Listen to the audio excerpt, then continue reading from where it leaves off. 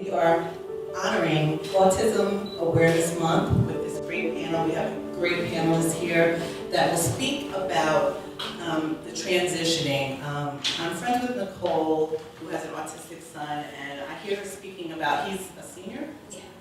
And I hear her speaking about things that she's doing, getting prepared for really adulthood and getting ready for school, or is he going to, getting ready for employment. So I know there's a lot of unanswered questions that are out there, and I hope that we can just give a little bit of information, offer some resources to make people feel a little bit more comfortable about that transition. So, I'm going to have everybody, I do have your bios, but I think it's better when people introduce themselves. I'm going to start on the end. If you just briefly introduce yourself and tell us about your role at your organization. Sure. My name is Anna Wilson. I work at AHRC New York City, which is a large nonprofit that works with people with intellectual and developmental disabilities. We have an array of services, but I work in employment and business services. Specifically, I'm the program coordinator for the Partnership for Inclusive Internships. And we are working to make city government, New York City government, more inclusive by sort of offering and creating new internship sites and making sure that all of our internships are inclusive for all types of people. Before coming to HRC, I was a special education teacher in transition and vocational skills and travel training. So that's a little bit about me. My name is Nicole Lee. I have a nonprofit called Journey Through Seth's Eyes. It's named after my son. His name is Seth. I started out in the child and adult care business. He wasn't able to go into regular daycare, so I started opening my own daycare. That daycare turned into special needs daycare. After that, I went into parent advocacy. I found a lack of resources in my community, so I started to open up my nonprofit, which was called Journey Through Seth's Eyes, just to get families, children, and parents workshops, outreach, housing, advocacy, and other international workshops, wraparound services. Also, after that, my son started out nonverbal. Now he went from District 75, which was the most restricted classroom setting, to integrated classrooms. Now he's in a private high school on a scholarship, and now he is graduating this year, going into college. So I always prepare for the worst and hope for the best. I started, so I figured, where do people go when they don't have resources or a higher education? They go into group homes. I did my research on that, and I opened up my group home for special needs services. So we house people with disabilities for people with places that don't even have family to take care of them. So that's a little bit about myself. My name is Miguel Anthony Melbourne. I am the Chief Strategy Officer for Pathway to Purpose.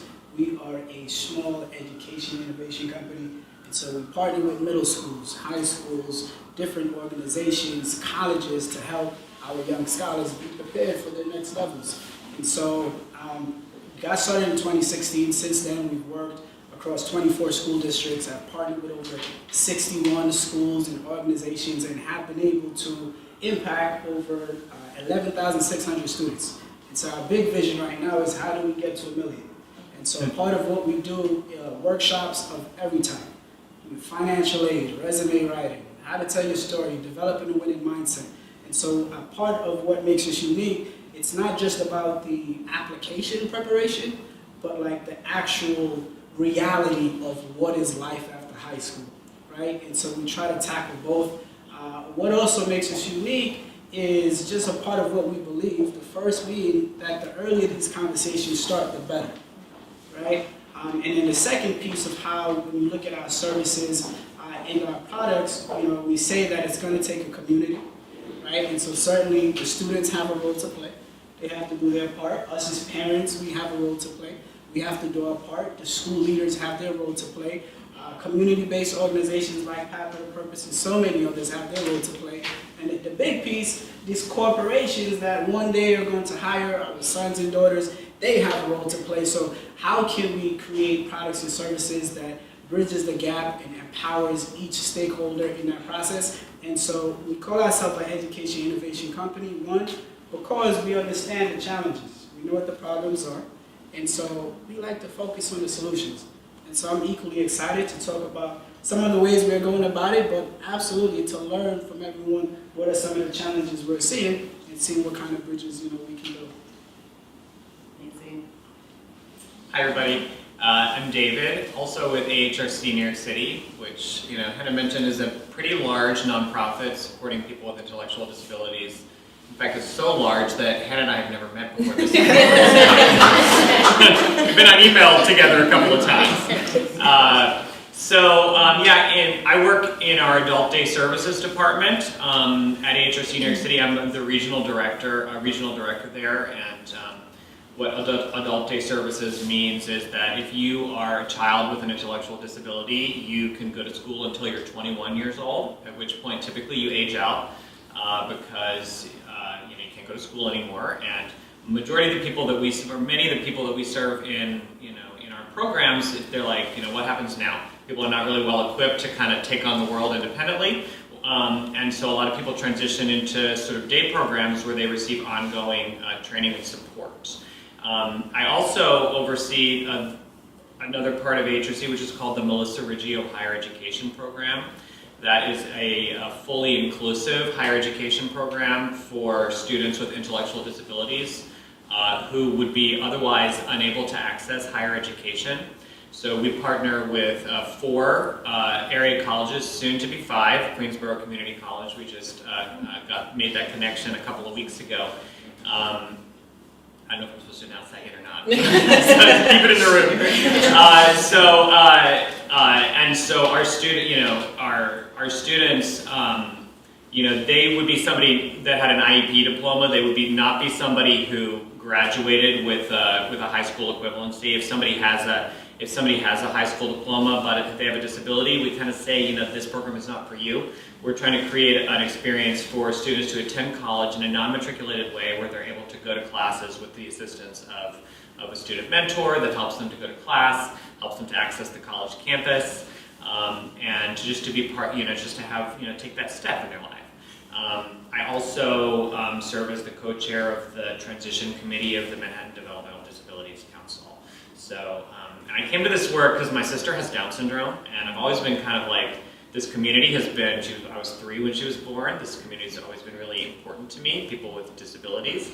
And I remember my parents, trying to navigate that transition from school, which is assured, to adult services, which are not, and how challenging that was for them. And so I'm really grateful, that you're having this conversation about transition in particular, because it's one of the really most challenging kind of parts of a lot of folks' life. Definitely. What advice would you give to a parent whose child is in like the 11th or 12th grade? How should they start getting themselves prepared? What should they do? Is there any steps or any programs that were people in the school administrations that they should be speaking with? Well, I guess I'll start. If your child has an intellectual disability, they need to sort of prove that. So you need to. Certainly, there are evaluations that need to be completed by a psychologist and by a social worker to establish a person's disability, that it existed in their childhood. And majority of services, for better or worse, are funded by Medicaid. And so a parent should ensure that their child is able to sort of get Medicaid. Because if they wait on that stuff, everything else kind of follows from there. So those would be, I think, a couple of the really first steps that I'll recommend. I think then it's really important to shop around because there is a diversity of services available. And you don't want to just pick one, you want to see what else is out there. And then one other kind of outside the box thing that I'd really recommend people to do is,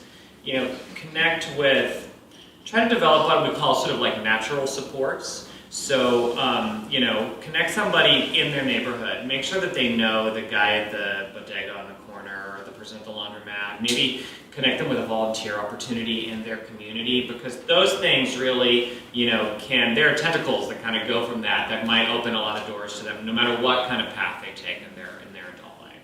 Apply for guardianship. That's something that's very important for a parent, especially if your child is not knowledgeable of their rights, medically, financially, apply for, like he said, social services, SSI, Medicaid. I have outside agencies that help me with a Medicaid waiver.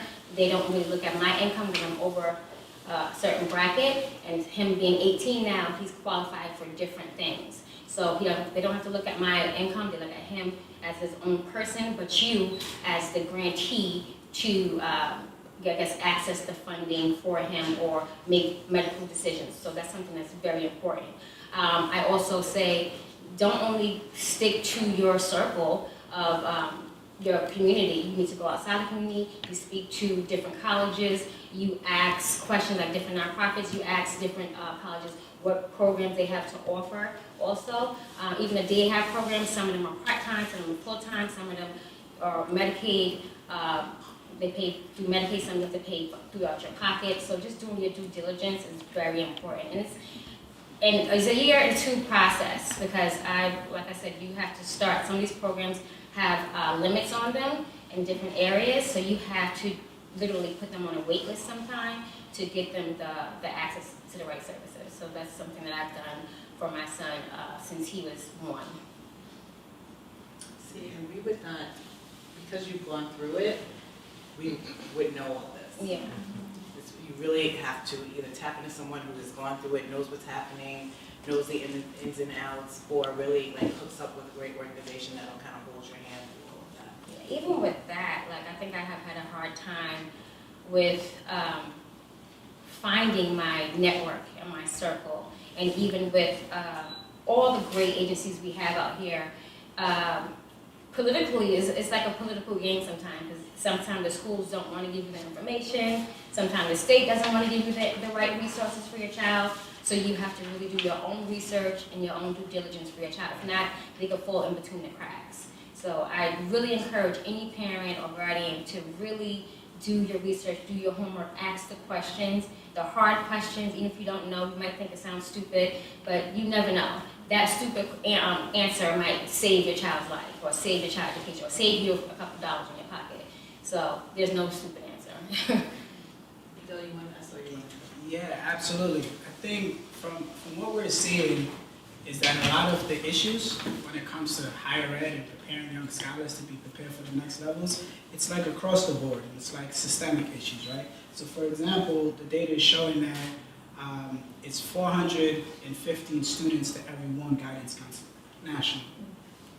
That's ridiculous. Bizarre. That's ridiculous. Right? And so it's just tough for everybody. So what we always do recommend is, as a parent, those guidance counselors, put them to work. You know, you have to be proactive in making sure that your questions are being answered, right? And you do find when they do engage, they do know, I think your son or daughter would be a fit for this. Well, here are some schools that we have found. Here's some services that you could utilize. But the first step is to get in touch with them because they're already overwhelmed. But just personally, especially 11th, 12th grade, this is that cool period. Everything is starting to become real. And so what we like to do is to take it back. First of all, what is college? Like, what is it? And so it's easy to ask or prepare our sons or daughters for college, but what is the thing? And so I was doing a one-on-one with a student the other day. He said, Miguel, I'm smart, and everybody's in 11th grade. He's like, and everybody's starting to talk about college, and the more I learn is the more I realize, it's not like middle school, and it's not like more of high school. So students tend to think that college is just more of high school. And the truth is, it's not. And so what can we do to help them realize the differences? Because it's vast, right? And so the first thing I'd say is to get organized. And just like anything else, we're looking to sell a product, we have to get buy-in. And so we've got to get our sons and daughters buy-in as to what is this thing and why should I care about it. And so something we put together is like a winning plan. It's an Excel file, and it helps students as you're doing the research, as you're finding the different schools, as you're talking about it. Let's write it down, right? Get to a point where you're creating a lot of username and passwords. Let's have somewhere we're putting it. Another tab is what is the Common App? which is the main application they're going to use to apply, let's talk about it, right? And so let's talk about financial aid and paying for it. Let's talk about finance scholarships, but make it fun. Hey, here's another one that's specifically, and so we have to get that buy-in. And by getting that buy-in and having regular conversations and just colorizing what is college if this is the next step, then, you know, students start, oh, I didn't know that, and I didn't know that, and I didn't know that. And so I think it's across the board, if we can solve some of the systemic issues, but, and then also we have to, each student, you know, they have different thoughts and different curiosities. So how do we meet each student where they are, right? And so it's a whole lot to it, but the first part I'd say is to just kind of get organized and creating like their own portfolio, and it's like, almost like their own dashboard. They can see the progress being made. You know, oh, we found another school. That's exciting, and that's for every student because they honestly don't know what is college. And it's not just like students. I was born and raised in Jamaica. I came to America. I know what college was. Like, what is this thing? People just kept talking about it, right? And so I think we're at that place where we have to start the conversation there, right? And even when it comes to career, it's the same deal. Think of how many things we know now after years of trial and error. But when we were in 11th and 12th grade, we just honestly didn't know. And so we need folks who are, you know, just letting us know what's possible, ultimately. I'm still thrown off by that guidance counselor. I'm like, how is that even possible? My goodness. Yeah. Hannah, do you know of any laws, policies, or programs that would help with this transition of a young adult leaving school? They're really not sure if they want to go to college or if they want to start working. Is there anything that the city offers, or maybe an organization such as yours offers, that kind of help with that transition? Well, the first thing that came to mind when I read that question was that the state recently issued a request for proposals for a website that's going to sort of house all of the pieces from OPWDD, Access VR, Department of Ed, to help families with this transition, which I think would be huge. I really think it's needed. One great resource right now is Include NYC, which we were talking about before, which is very specific to New York City, but it does sort of help with all of these guides of how to navigate OPWDD and apply, how to navigate Guardianship, Medicaid, SSI, all of these things. But a huge sort of policy that the state could put in place, and they're working on, is you know, moving towards a website like this that will have all of the information, and you can sort of click through, choose your own adventure kind of thing based on your child's needs, and I think that that will be really successful. I think that's the number one thing that I think could help families. Most definitely. Having everything in one place so you don't have to like search all over. Yeah, I mean, it's really hard, as you were saying, to find you know, all of the answers that you need and to have them in one place, and then you know, be able to find an advocate to help you. I think that would make a world of difference. Nicole, did you find anything, any useful programs, any policies? So me personally, everything that I've done and my son has acquired, we built and created. I've had a hard time of accessing certain programs for my child. Hence why I opened my own daycare. I opened the own group home. I started the nonprofit because we couldn't find those programs in our areas. So now we're working on collaborations with different colleges, small business owners, to give them internships and job readiness, like coding. A lot of them are very technical. And what about the children who are nonverbal? Getting more daycare programs for them, funded programs for them. They have, my son used to go to a program called Colano. It was a Jewish-based program. They had high school students basically powering the nonverbal kids. We're implementing that program into our nonprofit for our community, so we can have high school and college people power the nonverbal kids and actually help them get acclimated to society. I'm hitting the ground running with a lot of people I've came in business with and contact with to have job readiness programs, basic level entry, retail programs and that nature. Even colleges, by law, they're supposed to have a program for special needs children or young adults, but they don't have that much for them. They have extra time sometimes. You really have to advocate for other services. So we're trying to get a collaboration with different CUNY colleges in New York City and other areas like Atlanta and Florida to have a broader program for children with more one-to-one programs, breaking down the work because they can really access the information and they can really understand it, but everybody processes differently. Some of you have some nonverbal kids, you have people who do sign language, implementing that in more programs in high schools. We're working on that also. So we have a long road to go in New York City and internationally. And I think that with programs like nonprofits like this coming together, I think we can create huge change. So that's some of the stuff that I've been working on, and I think that we'll be having great progress. Have you seen progress? Yeah, so far I've seen a lot of progress. I got a couple grants, some city grants also, get some proposals in, the US Black Chambers, Rock Organization, food program, and they're literally trying to get culinary programs for children. So I've been seeing a lot of progress now. Now we're just trying to hit the ground running and get it in more schools. So, and not just in the urban community, but everywhere.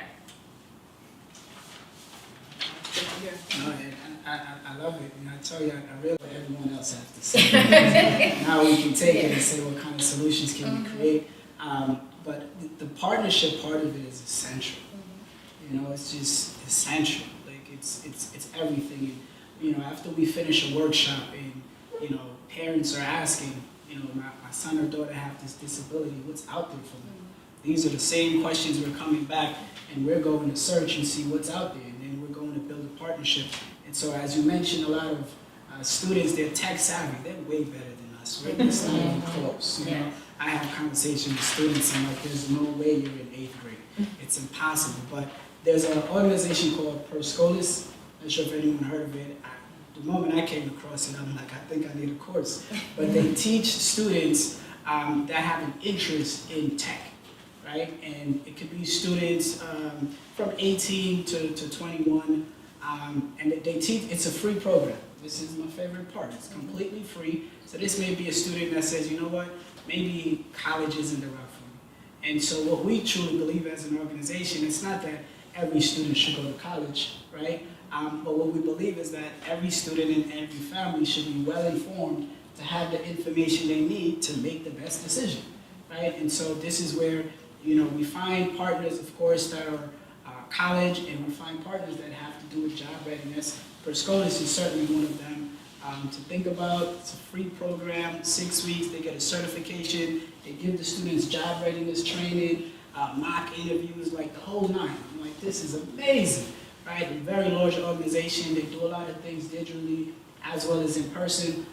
In terms of path to the purpose and what we've done, one of the big issues we see is just like access to the preparation. So as you mentioned, a lot of students, they learn different. Some of them is visually, some they need to touch some things, they need to watch. And so during the pandemic, just to give some perspective, during the pandemic, of course, school shut down. Right, so we do in-person workshops, we take students on college trips, the whole nine. So pandemic happened, about 70 of our events were canceled. It's over. So what we then decided to do was to innovate. And so we created the company's first product, college study flashcards, right? Because again, solutions oriented, we say, how do we ensure that college prep remains a top priority? And so we looked and said, well, what are some of the questions we're always getting from parents and students? What are some of the topics that we wish we were learning when we were in high school? And so we created 5 topics, the first being types of colleges, which break down the different types of colleges and degrees, because unless we study it, we don't know, right? Financial aid, of course, how do we pay for this thing? I love to joke with financial aid. If you ask my mom right now what is FAFSA, she doesn't know. Caribbean woman, her overtime had overtime. When was she going to sit down to learn all this information? So we put it into a deck of flashcards. So now students are able to learn, but also parents can now have a conversation because they have the information. Then we broke down college resources. So one thing that's a big difference between high school and college is that in high school and middle school, everything is pretty much given to our students. But when they get to college, they have to learn to advocate for themselves. And this is the tough part, right?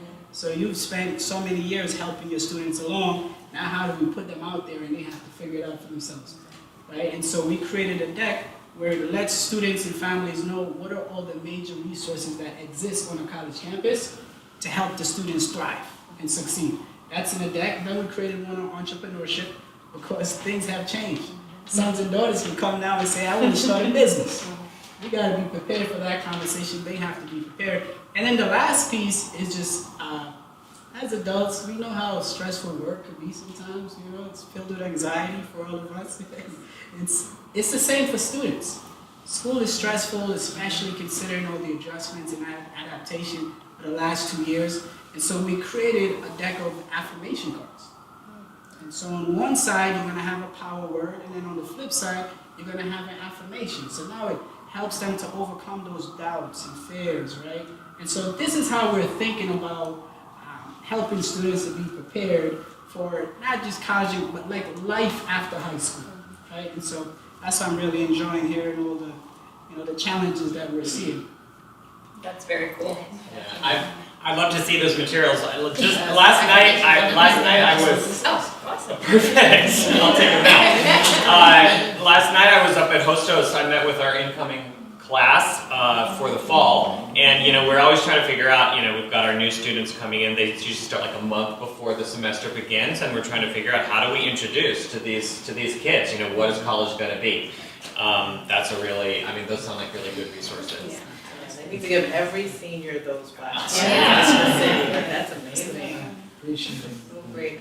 David, have you seen any challenges or obstacles when parents are trying to obtain information about the transition from high school to college or employment?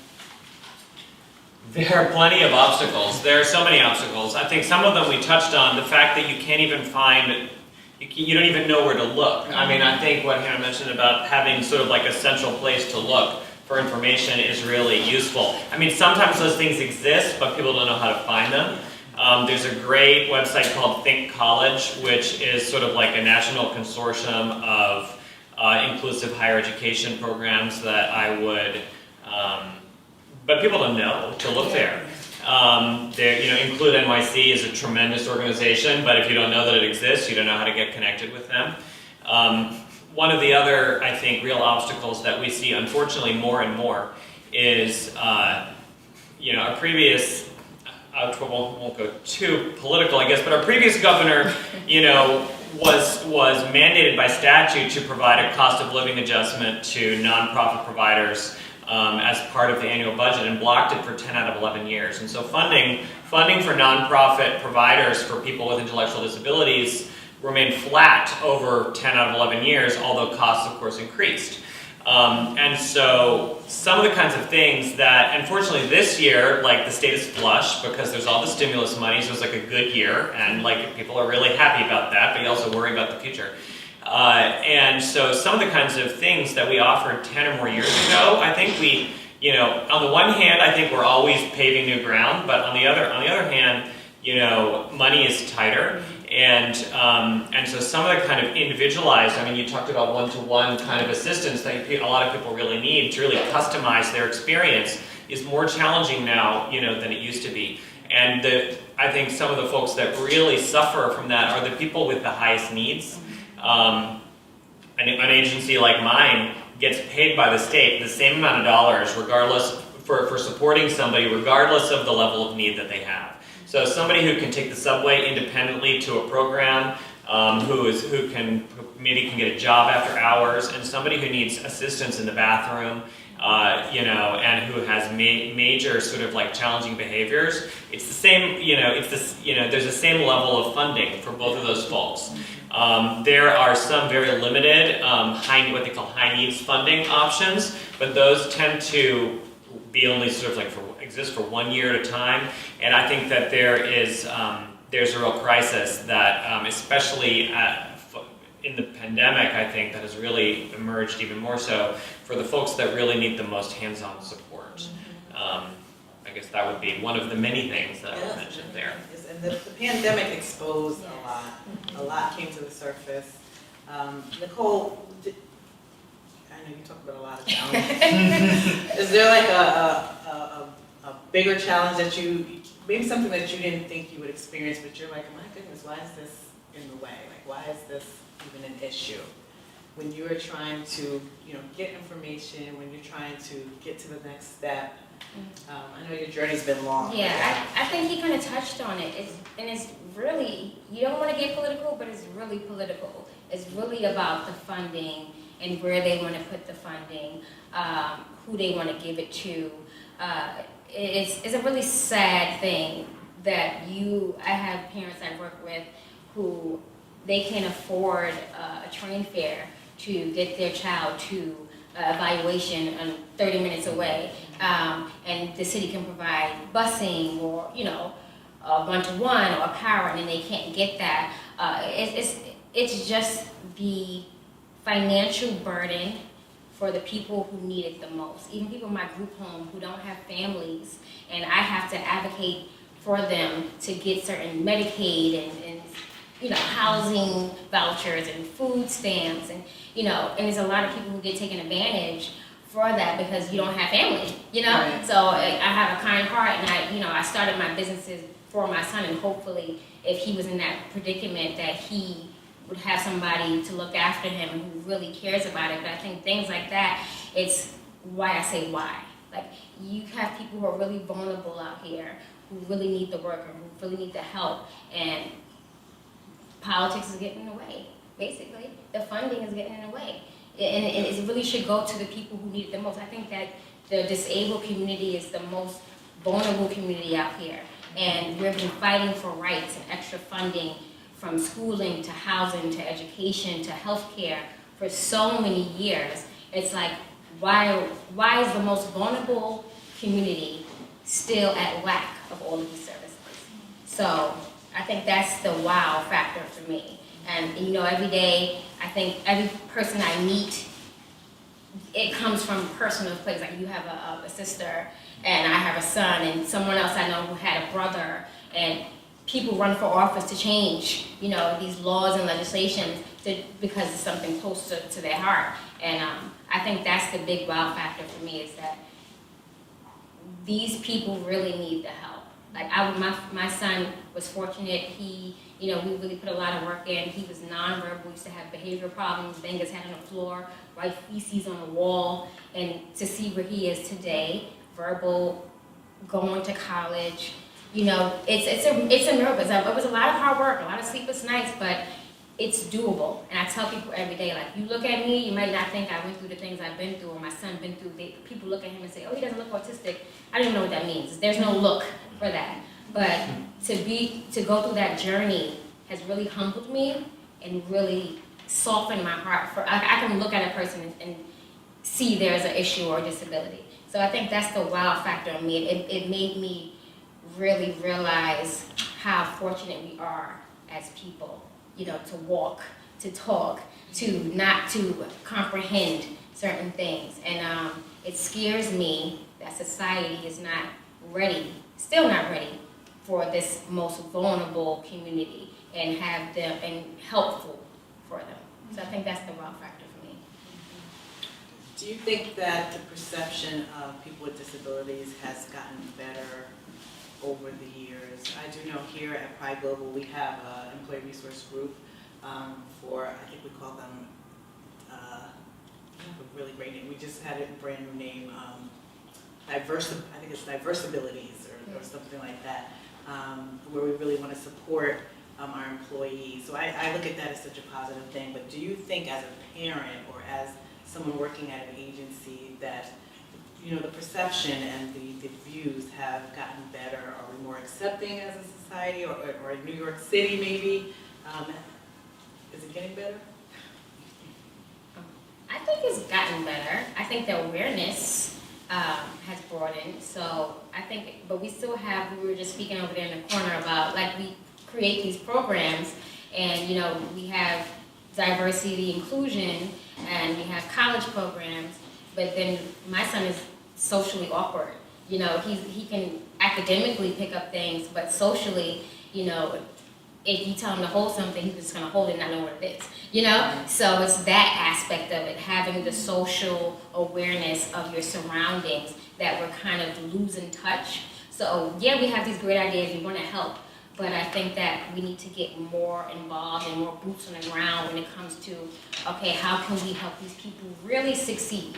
What else do they need? What other resources can we give them to really be independent people? And if they can't be independent, what resource can we put in place to make them have a sustainable lifestyle?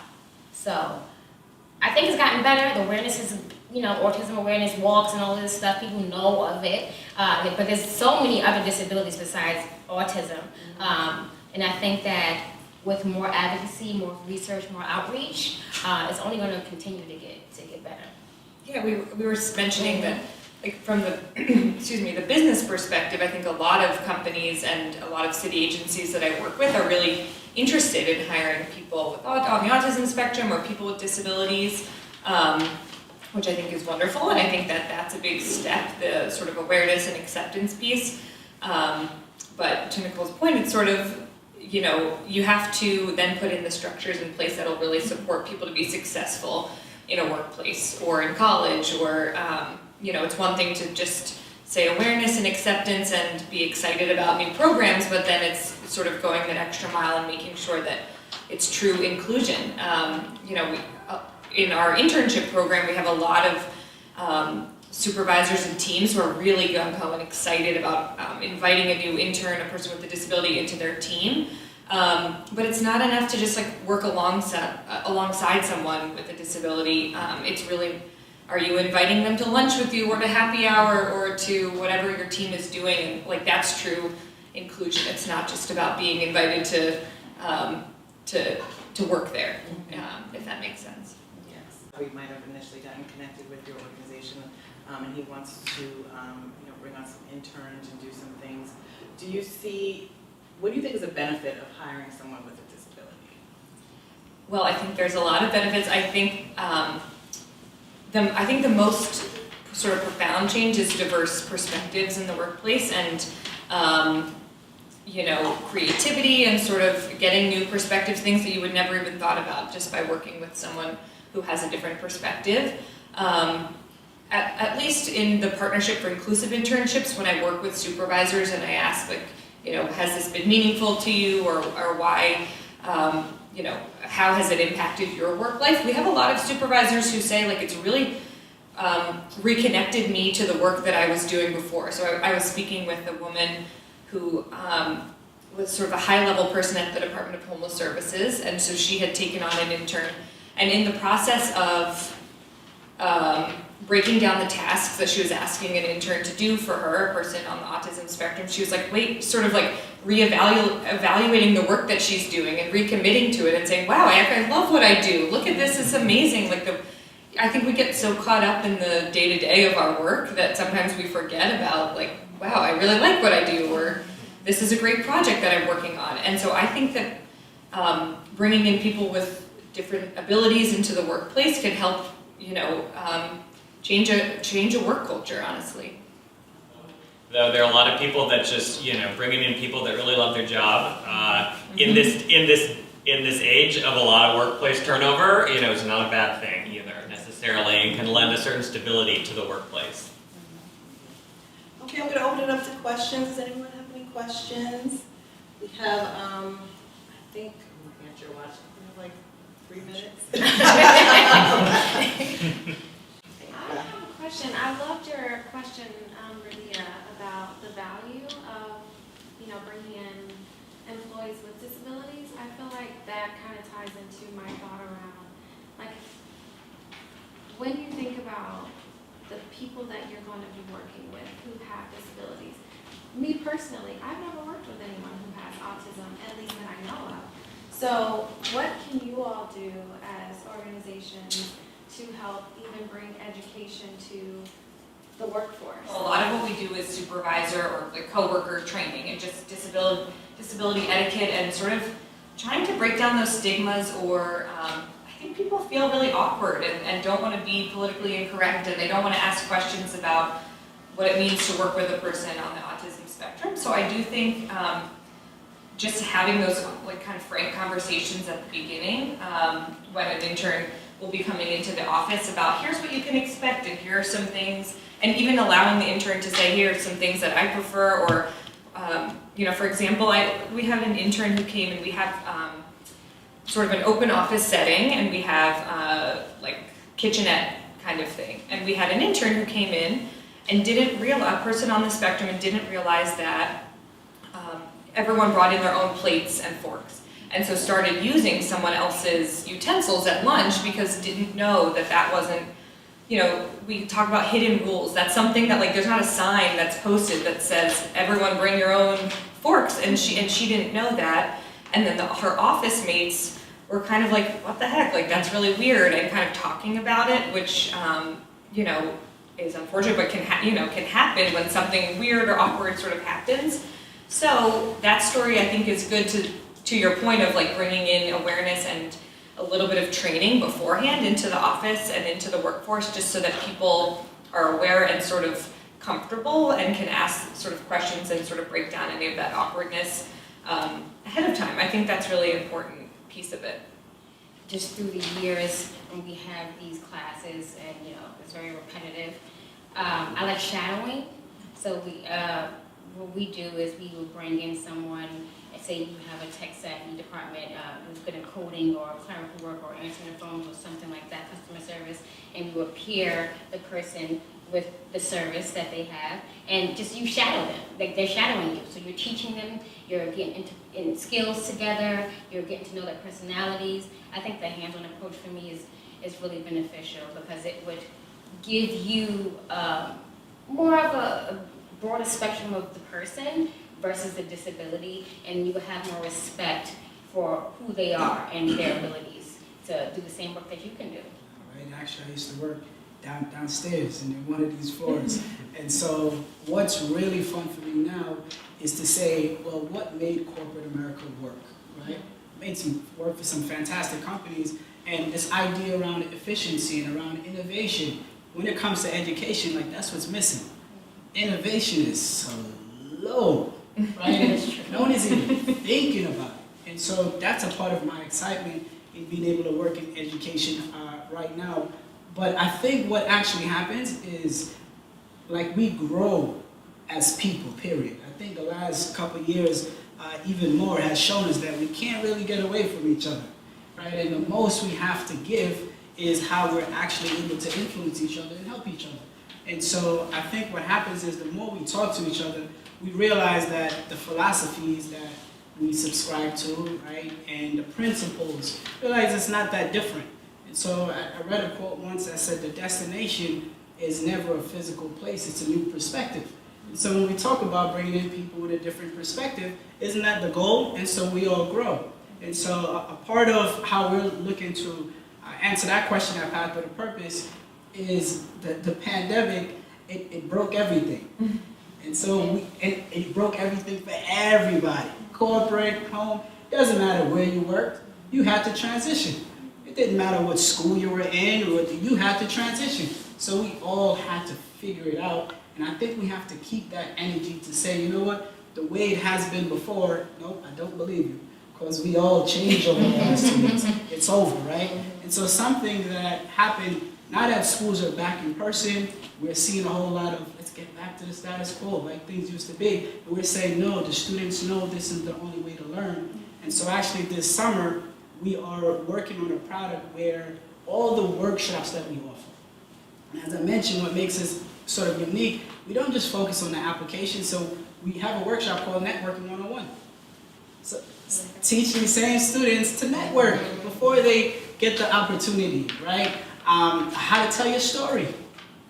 How do you pitch yourself? How do you take this challenge that you've lived with your whole life and how do you use that to tell a story that's empowering, right? So we have a workshop about that. So here's the real difference. Before, a school would partner with us, hire us, and we'd go into the school, we'd have that workshop in person, or we'd have that workshop now over Zoom.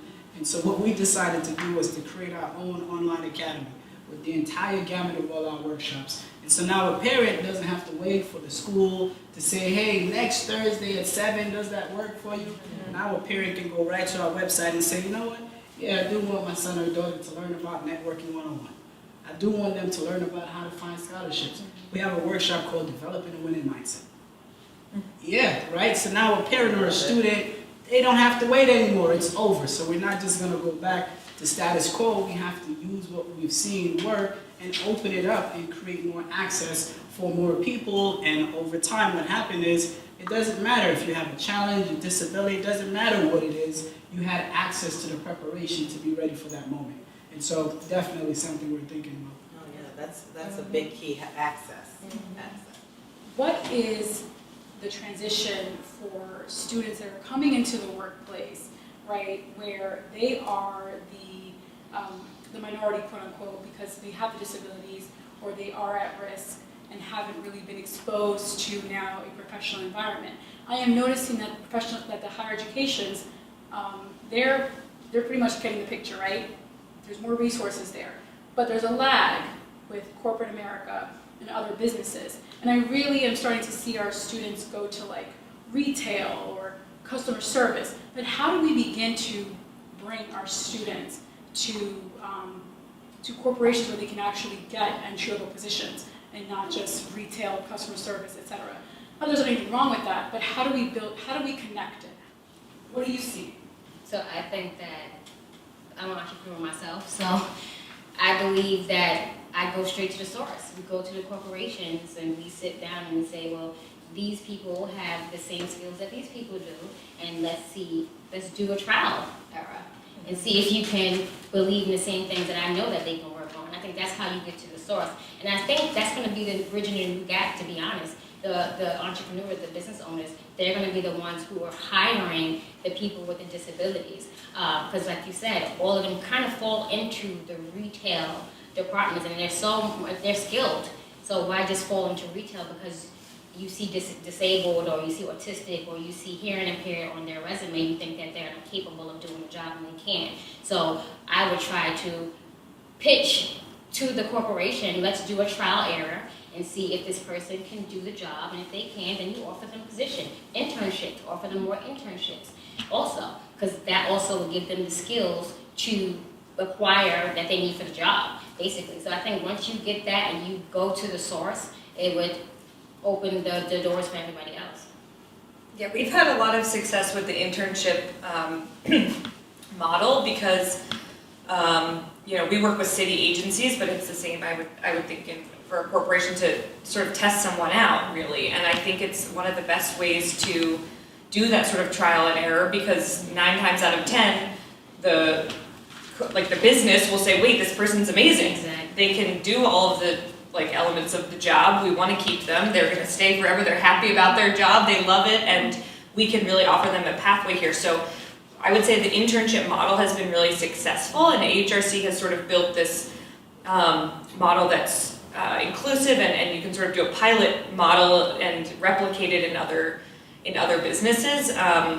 But I think another key piece of that is not just bringing in interns who we know can be successful, but really offering that extra support. So support whether in the social skills sort of arena or in executive functioning skills. That's a big piece that I think we can practice in high school, in college, on your way to a job, because those executive functioning skills like time management and prioritizing your work, the demands are high in high school for those things, but when you get to work, they're higher and they're a bigger thing, and those, I think students aren't as prepared for them. So I think the piece of the internship program, and our inclusive internship program that's been useful, is partnering with a nonprofit like AHRC to provide that extra support. So like helping students either one-on-one or in a group to build those executive functioning skills while they're working, so that they're a little more able to be successful.